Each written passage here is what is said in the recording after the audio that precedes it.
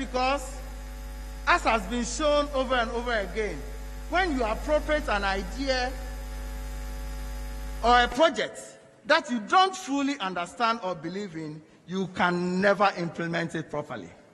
To conclude, Mr. Chairman, ladies and gentlemen, I want to seize this opportunity to, on behalf of the party, commend the 2020 Manifesto Committee, which was chaired by a hardworking, innovative, inspiring, and world-acclaimed running mate and Vice President of the Republic of Ghana, His Excellency Dr. Mahmoud Bawumia, for doing an exceptional work in putting this manifesto document together. The party is also thankful to the Manifesto Launch Planning Committee, led by Madam Uboshisai, for their illustrious efforts in organizing this manifesto launch. As we can all see, they have done a great job. Thank you, and may God bless us all. Assalamu alaikum. Thank you very much. Thank you very much. The General Secretary deserves another round of applause. Leadership.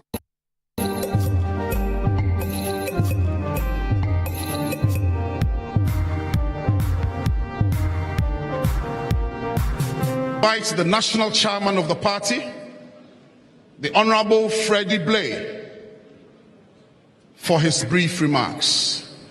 Put your hands together, ladies and gentlemen, for the national chairman, Mr. Freddie Westmeu Blay. Thank you, Chairman.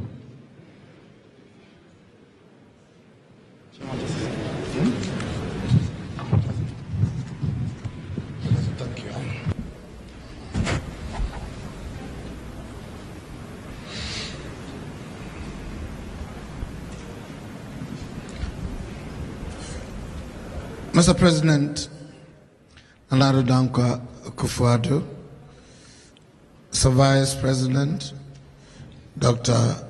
Mahmoud Bawumia, and the Second Lady, the Chief of Staff, Senior Minister, Majority Leader, Ministers and Members of Parliament, the diplomatic corps are here, those who have joined us through other media all over the world, invited guests, and of course, the friends of the media. I also join my General Secretary, who had just spoken to you, to greet you and welcome you as well to this manifesto launch. If I look around, the beauty of the arrangement, the efficiency, the way we've gone about this, is a manifestation of a government that is prepared, ready, knowledgeable, and capable of managing the affairs of this country. Thank you, Mr. President, Nana Dankwa Akufo-Addo, and your able Vice President. About 4 years ago, it will be recalled, before the 2016 December general elections, the NPP adored its vision, policies and programs for Ghana in Accra, the trade fairs site in the manifesto. That, of course, was our social contract under the able, competent leadership of Nana Dankwa Akufo-Addo. We will say, and I say so with humility, but confidence, that within the 3.5 years, we have kept our faith with the people of Ghana to a very great extent. fulfilled our promises largely. It's evidence all over the world, all over this country. It could be seen the extent that the economy has been repaired in spite of its messy situation we found it. We are about to go for another election. And we are here once again, yet has been pointed out, to adore our manifesto of a continued vision to transform the economy, to make the people strong and prosperous among the community of nations in the world.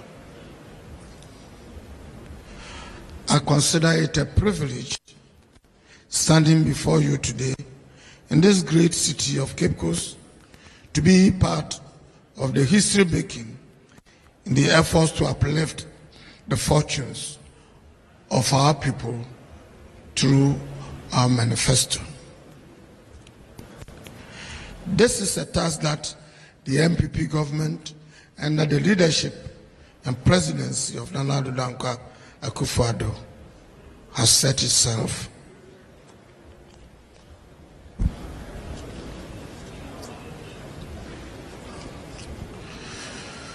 In sincerity, clarity, and focus, the party is coming out with its manifesto for the renewal of its mandate. This manifesto, dubbed the leadership of service, protection of progress, transforming Ghana for all, is what we stand to offer to the people of Ghana once again. It is an indication of how ready the MPP was 2016 and is now and will be in the future, taking and tackling the economy, advancing good governance and development of our country for all of us. We are therefore asking people in this country that come December 7th, based on what we say we will offer, take us seriously, under the leadership of Addo. Vote for us again, and we will deliver. May God bless all of us. Thank you very much.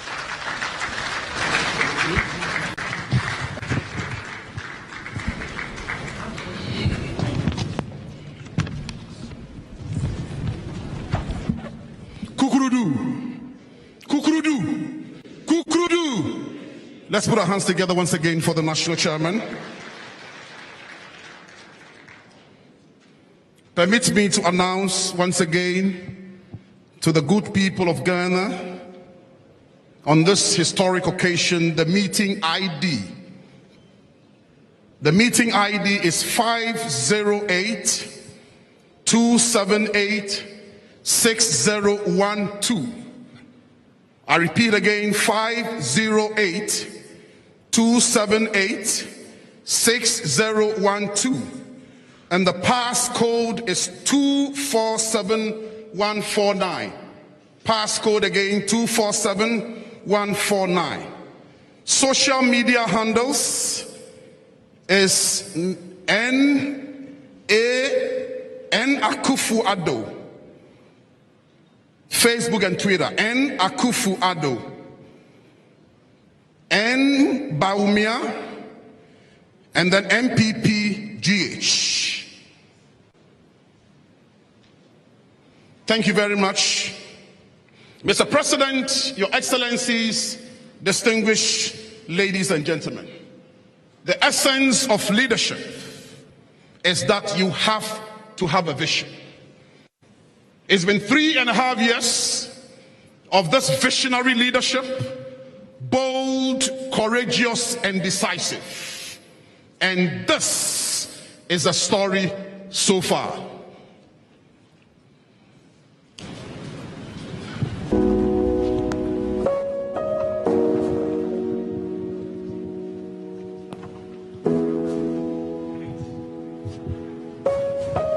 We are going through so many challenges in terms of economics problems. People are not getting jobs. As of job, we need more jobs.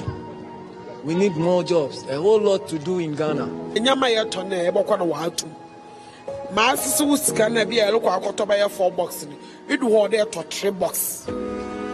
very hard. Very hard. Yeah, very hard. Because I'm getting in power. Businesses are collapsing, and the unfortunate thing is even our light bills are not even going down. This thing has been happening for 3 years now. We get light in the day for only 2 days. Only 2 days. So out of the 5 days, it means you can work for only 2 days. And this is very bad.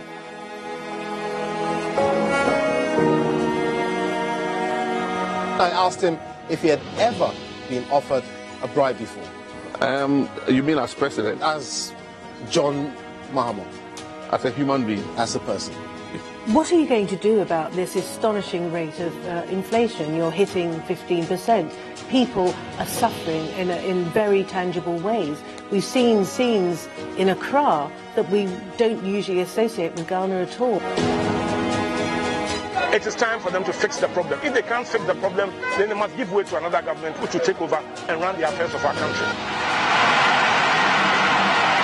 The only way we can guarantee the future of Ghana is to remove John Dramani Mahama from power and bring in the NPP to rebuild our country. With the background of hopelessness and dejection that had enveloped the entire country, we fashioned a manifesto to change the situation. And so that's how our manifesto was titled Change, an Agenda for Jobs. That I will preserve, protect, and defend the Constitution of the Republic of Ghana. So help me God.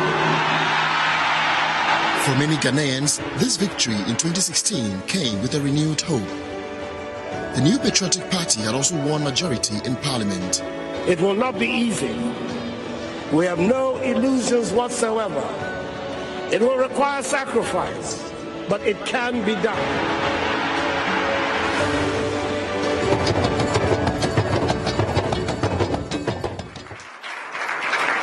But after victory came reality. And with a record time, the new president formed and announced key members of his government. They are the men and women who will drive his vision, making it clear to them that there was no time to waste.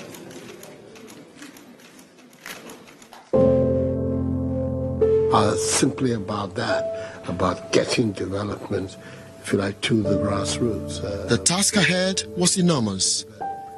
His first major task was to ensure that power was stable in the country in order to get small businesses and industries that had collapsed under the Mahama administration back to work. To do this, we needed to find the money, because one of the major causes of doing so was lack of money to buy fuel for the operation of our plants. Nigeria had refused to give us gas as a result of huge debts.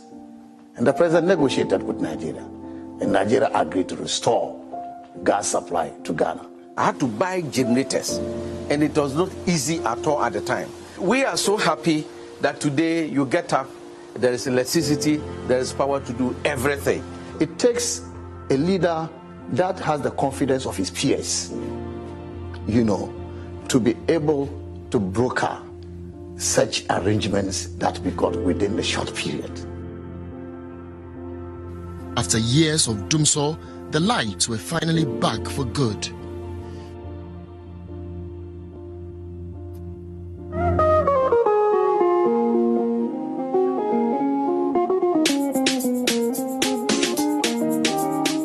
Agriculture has been the bedrock of Ghana's economy since time immemorial.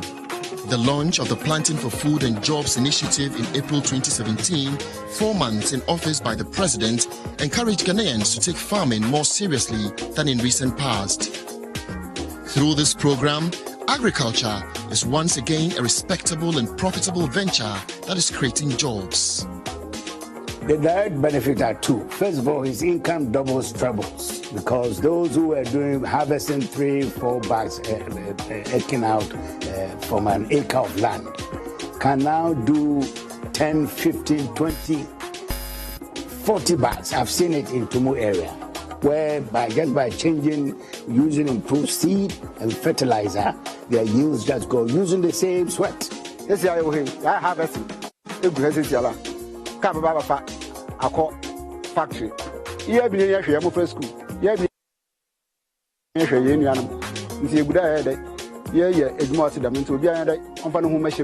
You have to go up to the rural areas to see the kind of prosperity this engagement is bringing to them. It's making them very, very comfortable. The poverty is being tackled head on.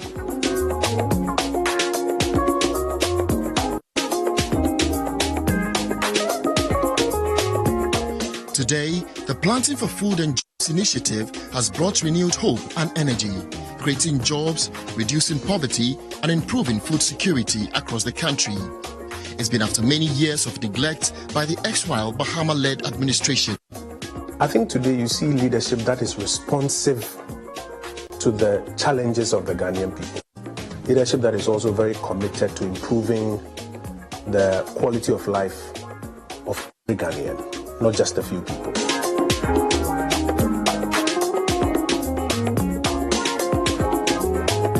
The first term of President Akufo-Addo's leadership has not even ended, yet so much has been achieved.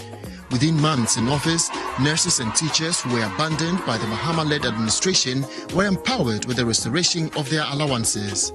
The National Health Insurance Scheme was immediately giving a new lease of life with the payment of the 1.2 billion Ghana Citi arrears. Leakages at the country's ports have been sealed with the introduction of paperless ports. To augment operations of the National Ambulance Service and to save lives, 307 new ambulances were distributed to all 275 constituencies across the country. Another fulfillment of a campaign pledge, one constituency, one ambulance. As a first step in the fight against corruption, the Office of the Special Prosecutor has been established. With a promise to create jobs for the youth, he created NAPCO, or the Nation Builders Corps, which is giving jobs to thousands of young graduates.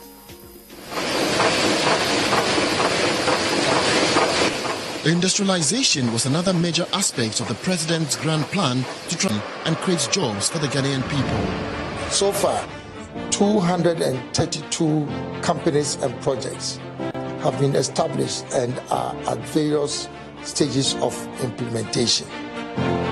They are spread throughout the country in different districts, in different regions, from the north to the south, from the east to the west. Everything here has been thought of, designed, built, and is now being run by Ghanaians. What we see here are very young people.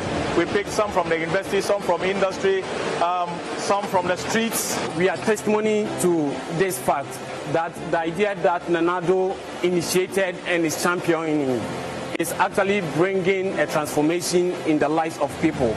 Just an idea from an individual can just change a life like that. But it goes beyond that, because it is also capturing new enterprises, at the same time capturing existing enterprises that were completely demobilized and almost dead, which have been resurrected. There, 2013, 14, 15, I've heard an Edwana collapse, and I got in a few. Until now, Rabonamoya, DA, until you see, after 2020, and you test an anado, Baby, Edumano, one district, one factory. So, I share Edwana, you never could also enter Diane, and my immediate.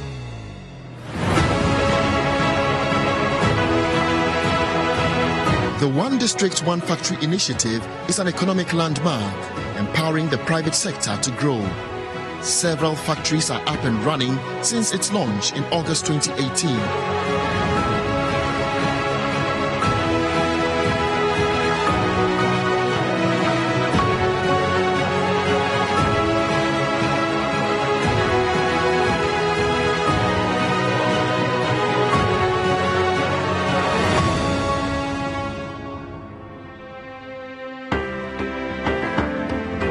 Gazette number 12 of 2019, and thereby creating the Northeast region, and signed the instrument. Following the country's constitution, President Akufo-Addo led the creation of 6 new regions, empowering several communities that have been deprived. Using his long-known negotiating skill, peace has finally come to Dagbon. The presidential pitch, an initiative to support young entrepreneurs and the needy with startup capital, has become his regular routine. Bottlenecks in the banking sector, which were collapsing the country's economy, is now cleaned up. As part of an agenda to digitize Ghana, an ambitious infrastructure development program for the ICT sector with the national broadband infrastructure is ongoing. September 2017, school children from across the country waved their flag with excitement. For the first time in the country's history, senior high education is made free across the country. A government may not be able to make every citizen rich, but with political will and responsible leadership, a government can help create a society of opportunities and empowerment for every citizen. And I know no better way to do so but through access to education. The education of the Ghanaian child is something dear to President Akufo-Addo. Through this policy, a record 1 million children have access to secondary education in Ghana. He is the driver and mover of free SHS. As we speak, apart from we doing the technical work to support his SHS, the free SHS program is under the office of the president. For him to bring free education, women who ordinarily go and sell their clothes to make sure that the children are sent to school or there's food on the table, now would not sell their clothes again but will have their children in school. Across the country, many parents and students have shared various testimonies on the overwhelming success of the free senior high school policy and how it is securing their future. In 2001, I lost my father, and in 2008, I lost my mother. If not because of the introduction of the free SHS, I wouldn't be here, and my vision is to become a nurse in future so that I'll be able to help my community and the nation at large. When you talk about infrastructure projects, there's no comparison. Because let me give you an example. When you take a 12-unit classroom, we did 165. When you talk about 3-unit classroom blocks, all in secondary school, we have done 60. When you talk about 6-unit classroom blocks, we've done 173. We have done about 3 times more than the SDC ever thought in their mind.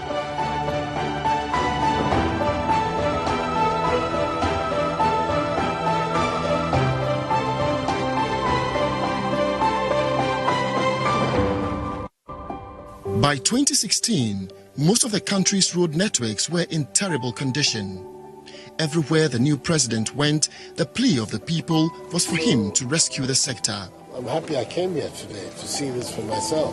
I think, Mr. Engineer, there's a lot more work that needs to be done for us to be able to find a satisfactory way out for the future. Without much delay, the president personally embarked on a mission to radically change the face of Ghana's road network. The road sector serves as the pivot, the fulcrum around which the economic development of the country revolves. So, essentially, the president went to work, government, tackle the poor, deteriorated road infrastructure of our country from the very beginning. For the first time in the history of this country, 4 interchanges are being built simultaneously. We can talk about Pokwasi interchange, we can talk about Tema interchange, we are working on Obi Chebilamte interchange, Tamale interchange under Sando Hadro is in currency. We are going to Katsor for Takrady interchange at the PTC roundabout, making it 5. It has never happened in the history of this country. The country's railway sector can today boast of modern terminals and coaches. A 670-kilometer greenfield railway port of Ghana to Paga is underway, and so is the railway interconnectivity project between the port of Tema and Ouagadougou, the capital of Burkina Faso. Water has been supplied to many rural communities, while the One Village, One Dam initiative is making farming communities easy. Aggressive sports infrastructural development is being undertaken in many communities across the country, taking sports closer to the youth. Construction is underway at Art School, while a court to protect Ghanaian musicians and the arts will be up within the next few weeks. In 2019, the Year of Return program injected billions of dollars into the Ghanaian economy and saw an increase in tourist arrivals. To date, over 450,000 people around the world have died because of coronavirus. We have therefore made the assessment that COVID-19 can be characterized as a pandemic. The coronavirus pandemic took the world by surprise. No country in the world prepared for it. Even nations regarded as superpowers are grappling to deal with it. But leadership may have determined the survival of citizens in every nation. President Akufo-Addo is meeting with various stakeholders to assess the nation's preparedness. The Ministry of Health has announced that 2 cases of COVID-19. Ghana is investigating 2 suspected. By the 12th of March, Ghana had recorded her first 2 cases. At this point, decisive leadership is key. Those were heady moments in the government. Those were very difficult moments. And even if you want fear in the system, but out of all of that, he showed extraordinary leadership. He was very steady, very focused, and very calm. Midnight in Accra, and the nation is sleeping. President Akufo-Addo is meeting with his top COVID-19 medical advisors and the Vice President. They are assessing the possibility of a reasonable lockdown. But the President was firm that a total lockdown cannot be considered. His major concern was the informal sector and the vulnerable in society. Fellow Ghanaians, good evening. I've come to your homes once again. With true people, the President made his address to the nation a frequent routine. These are not ordinary times. So let us all put our shoulders to the wheel. And I'm confident that together, by the grace of God, we shall overcome this challenge. It is said that tough leaders are made for tough times. The leadership provided by President Akufo-Addo in these COVID times is unparalleled. He rallied and empowered local pharmaceutical companies and the manufacturing industry to provide essentials such as PPEs and hand sanitizers. Water was made free for all Ghanaians. Electricity was also made free for the poor for high consumers. Hot meals were provided for the needy and vulnerable in society. We know what to do to bring back our economy back to life. What we do not know is how to bring people back to life. He wanted to see what the people were being fed with, how we feed them, the number of people that congregate that we say they are not observing the social distancing. And this was something that I didn't think the president would take keen interest in.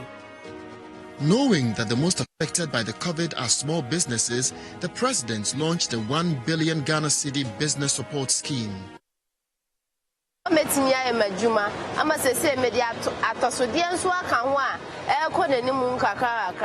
To date, 120,000 beneficiaries, micro, small and medium enterprises have benefited from this fund. 60% of these beneficiaries are women. From this crisis comes a lesson. President Akufo-Addo recognizes that Ghana has to make significant investment in the public health system and has immediately begun construction of 88 new district hospitals, all to be completed within a year. The world is looking at Ghana. You would be surprised at the sort of interactions I've had from locally from Nigeria and elsewhere. They're very proud of us. I am not surprised that he stands tall amongst his peers, both in Africa and in the world. It's thoughtful leadership that thinks about the people. It thinks about the grassroots. It thinks about changing the lives of people. It's not selfish leadership. If Ghana wants to become a big player in the global economy, the way forward is to industrialize. President Nana Akufo-Addo is doing exactly that. Continuity is in the interest of the economy of Ghana. Continuity is in the interest of the youth of Ghana, because with continuity, we can consolidate the gains and protect the gains that we've made and ensure that we unleash the full potential of the Ghanaian people and the Ghanaian youth. 4 years of change has been, in my view, so far so good. But it is not yet uhuru, as they say. We haven't gotten there yet. But it is important that we protect gains that we have made in 4 years. Under the leadership of President Nana Addo Dankwa, the bar of leadership in Ghana has been raised. The foundation plans for Ghana's transformation is being laid. Investor confidence in Ghana has been built with global corporations such as and others setting up their manufacturing plants in Ghana. For the first time since the formation of the African Union, Ghana is headquarters of a major body, the African Continental Free Trade Area.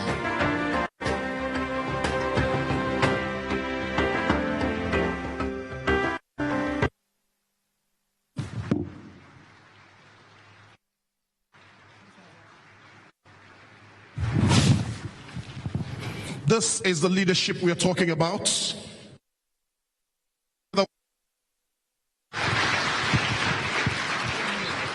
They said it was not possible. It's what we have delivered. Under the able leadership of Godfred Akufo-Addo. Mr. President, distinguished ladies and